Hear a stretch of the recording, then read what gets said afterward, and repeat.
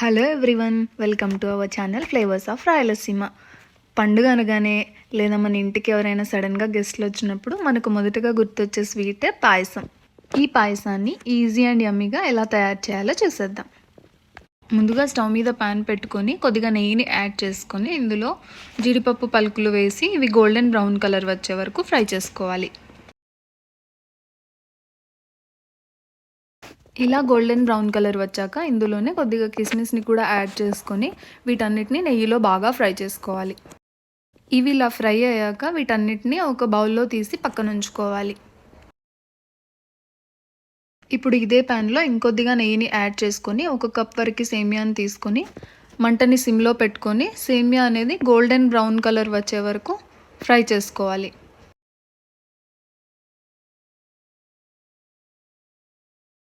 సేమియా ఇలా golden brown colour వచ్చాక ఇందులో ఒక 2 గ్లాసులు మంచినీళ్ళు పోసుకొని మధ్య మధ్యలో కలుపుతూ సేమియాని బాగా ఉడికించుకోవాలి.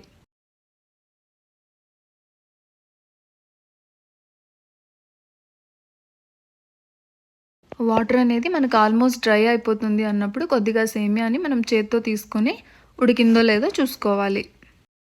ఇక్కడ నాకు సేమియా అనేది ఆల్మోస్ట్ ఉడికిపోయింది. ఇప్పుడు ఇందులో 1 కప్ షుగర్, 1 గ్లాస్ పాలు పోసుకొని షుగర్ అనేది మెల్ట్ అయిపోయే వరకు బాగా మిక్స్ చేసుకోవాలి.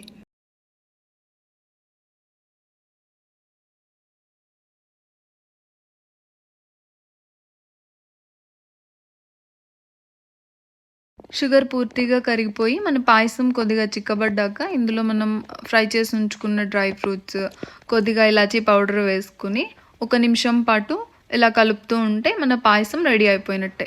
ఇలాచీ పౌడర్తో పాటు కొద్దిగా ఎండు కొబ్బరి పొడిని కూడా మిక్స్ చేసుకొని వేసుకుంటే పాయసం టేస్ట్ చాలా బాగుంటుంది. ఇక్కడ నాకు ఆ క్లిప్ మిస్ అయిందండి. చాలా సింపుల్ కదా. ఈ పాయసం చేసుకోవాలంటే కుకింగ్లో ఎక్స్పర్టే అవ్వాల్సిన అవసరం లేదండి. ఎవరైనా సరే ఇలా ఈజీగా చేసేసుకోవచ్చు.